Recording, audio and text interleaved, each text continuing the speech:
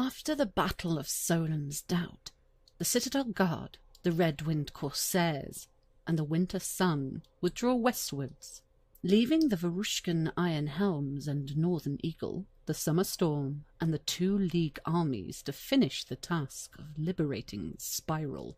6,000 soldiers under the banners of independent captains fight alongside the Wolves of War. A handful of other captains fight with the Summer Storm. For the most part, the Imperial armies engage in a slow and steady progression into the remaining regions of the southeast, engaging the orcs carefully and making great use of physics, magical healers, and the priests whose ceremonial skills help to reduce the impact of the horror that lurks at the heart of Screed. The Iron Helms and the handful of captains who march with their banner eschew such careful tactics, and instead engage in a campaign of wholesale terror and slaughter against every orc they can find. Without the supernatural terror unleashed by their magicians during the previous season, they are forced to rely on more mundane tools of torture and execution, but they prove equally adept at wielding the sharpened stake, the hound, the chain, and the rope, as they were the abyssal terror and howling Gaia during the advance on Solon's Doubt. There are few enough orcs left in the territory. The Grendel appear to have made a full retreat, but some still fall into the hands of the Varushkan soldiers of the Iron Helms and suffer for it. The majority of Imperial forces pushed through the wooded rolling hills of Abstrus, capturing Solon's Doubt, and the fallen remains of the central Heliopticon tower there. At the same time, the Summer Storm drive into the hills of Ateri, securing the ruins of Fort Mesodan and the eastern end of the Onyx Path. Both forces then turn their attention to Apulus and to the Grendel fort at Apulian. The fighting on the southern coast is brief and exceptionally bloody. There is no chance of escape. A supernatural storm roars across the southern coast, and those ships prepared to brace its unrelenting fury have done so weeks before. The garrison does its best to hold back the Imperial tide, but they cannot hope to stand. Tired from the conquest of Abstrus and Ateri, the Empire easily crushes the defenders of Apulian. The soldiers there have suffered their own months of terror since the nightmare at the heart of Spiral was awoken. All told, the siege lasts less than a week. The gates fail, and the town is liberated. The Iron Helms hang every surviving Grendel soldier.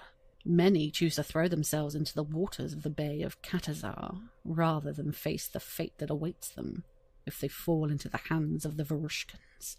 A number of slaves are liberated, but there are few Urizeni here, however.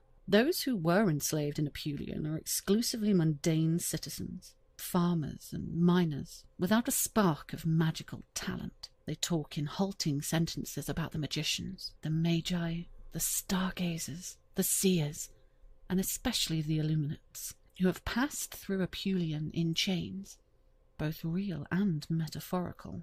Carefully examined by Grendel Windlords, the magicians who fell into the hands of the Broken Shore orcs were quickly taken out of Spiral, sent south to the slave markets of Dubtraig, of Fort Fuil, of Ganmiakduf, and of Vorlach.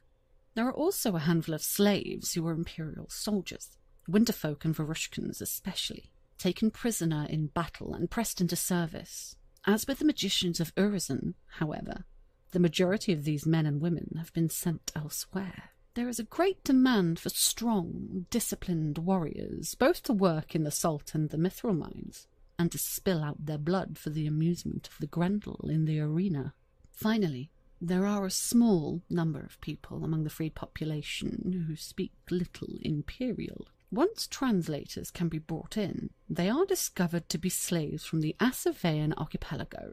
They are not slaves of the Grendel, for the most part. Rather, they appear to be the slaves of an Asavean collaborating with the Grendel, a representative of the Tarquinius family of Nemoria. That powerful plenum family, it seems, has been trading white granite and slaves to the Grendel, importing the valuable building material to a number of places, but most especially to Apulian. Asavean quarries provided the stone used to build the fortification here, a fortification that was in the process of being enlarged when the Empire tore it apart. Without exception, these freed slaves ask for sanctuary in the Empire. There is a single Asavean ship left in the harbour, and when Imperial troops move to board it, a handful of soldiers attempt to stop them. An argument ensues, blades are drawn, blood is spilled. Their master, Larry Tarquinius, is dragged kicking and screaming from the captain's cabin. The Tarquinius does not seem to appreciate the gravity of his situation. He is arrogant and condescending. He demands to be allowed to leave once the storm has died down, to return to his people's embassy in Dovtraig. He wants to take his slaves, of course, and also his shipment of white granite. A quick inspection discovers that the cargo hold of his vessel is weighed down with 15 wains of white granite, which he claims quite vociferously are the property of the Tarquinius family, for which he has not been paid. He is taken into custody for his own safety, before anything unfortunate can happen to him. And so Apulian falls. But there the advance falters. The constant pressure of the abominable atmosphere and the desperate tenaciousness of the defenders of Apulus has meant that the Empire has failed to take the entire territory. 2/5 of Apulus is not in Imperial hands.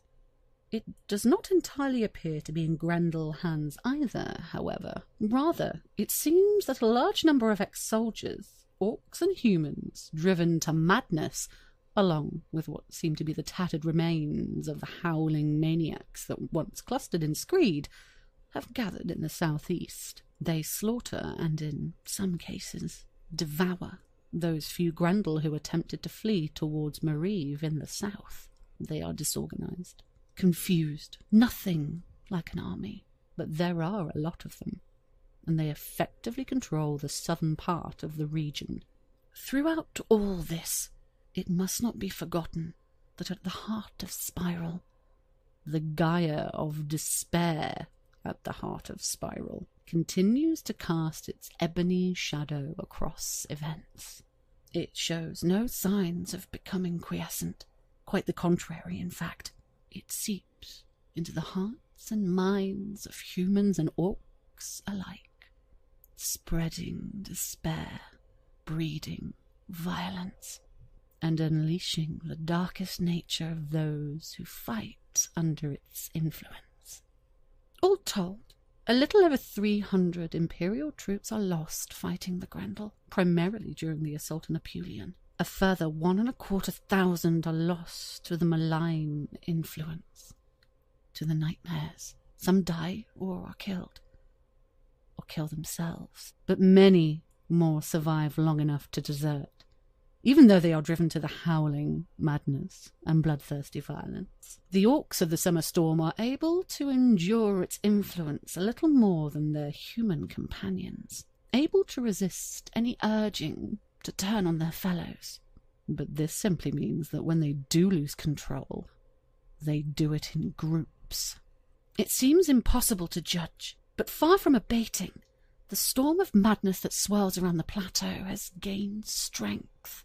There is nothing like the horror that swept over Solon's Doubt, but rather a slow intensification of malice and dread that hangs like a thick fog over everything. With each execution, with each crucifixion, with each mass hanging or impalement by the iron helms, the shadow of the Black Plateau deepens, seeping into everything, including the spirits of those who fight in the territory. Game information. The Empire controls Atari and Apsteros, but it's only 3/5 of the way towards conquering Apulus. This success means that the Citadel Guard are no longer in danger of disbanding. The Black Plateau continues to influence the territory, and that influence has become even more powerful as the season has worn on.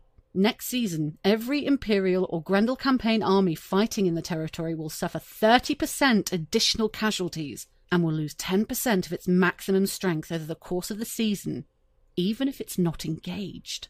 Finally, Imperial forces have captured an Asavean dignitary and 15 wains of white granite that apparently belong to the powerful Tarquinius family. Larry Tarquinius is in custody for his own safety, but is quite adamant that while the white granite was to be sold to the Grendel, they have not actually paid for it, and so it remains the property of his family. He is demanding to be released and allowed to return to Nemoria with all 15 wains. With the liberation of Apsterus, we have updated the strategic information on the Spiral page. The mountains here contain no passes through to the Grendel territory of Mariv that are suitable for use by an Imperial army. Without an opportunity, it's only possible to enter Mariv through Apulus. It is possible to commission a spy network in Mariv, however. The high mountain passes can be traversed by small groups of adept soldiers, even though they are closed to the armies themselves. As with last season, anyone who wishes to roleplay that they were present during the recent campaign is free to create their own horror stories of things they have encountered, based around the themes of creeping fear, haunting phantasms, eerie dreams, gnawing suspicion, and outbursts of uncontrolled anger. As the campaign escalates, these experiences will become more visceral and more horrific, although any player character is assumed to have sufficient mental fortitude to have resisted the worst excesses caused by the malignant force of the Black Plateau. Every player whose military unit supported an army in Spiral this season, and the generals of those armies, will receive a curse card in their packs at the event representing the oppression of the Black Plateau. And there you have it, Spiral. Just when you think it can't get any worse, it just gets that little bit worse.